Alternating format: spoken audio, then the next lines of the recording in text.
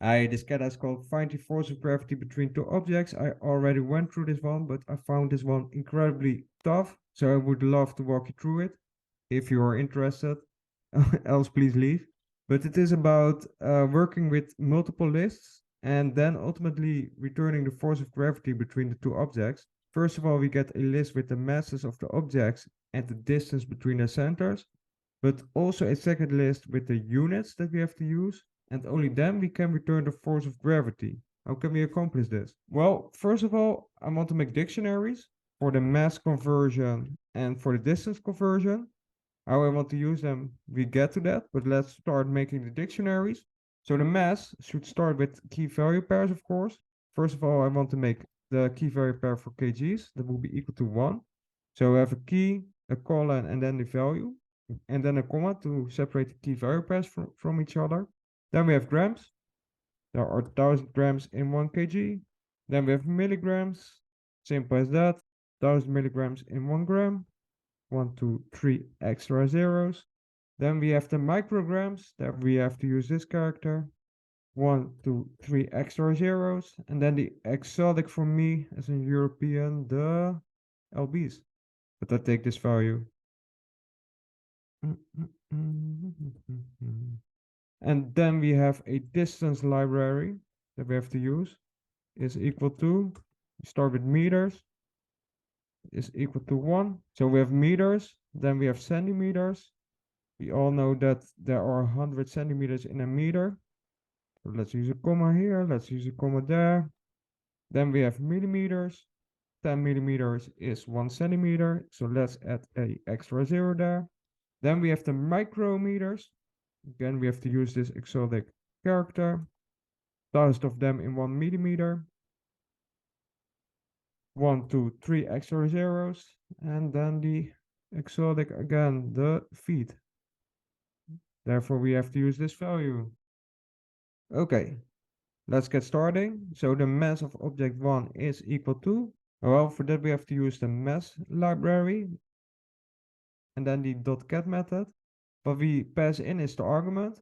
So that would be the g, for example, and it will return this value. It is actually, yeah, it is actually a g for object 1. How do we call it? Array unit, and then we have to pass in an index. Object 1 has index 0, object 2 has index 1, and the distance is actually index 2.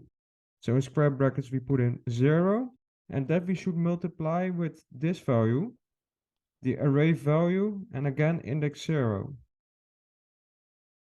So 1000 grams would be, let's see, 1000 grams is 1 kilogram. Yeah, you have to multiply by 0.001. So let's print the mass of object 1 should be 1. Yeah. Let's do the same for mass object 2. The mass of object 2 is equal to, well, we have to use the same formula, but we have to use the next index, index 1.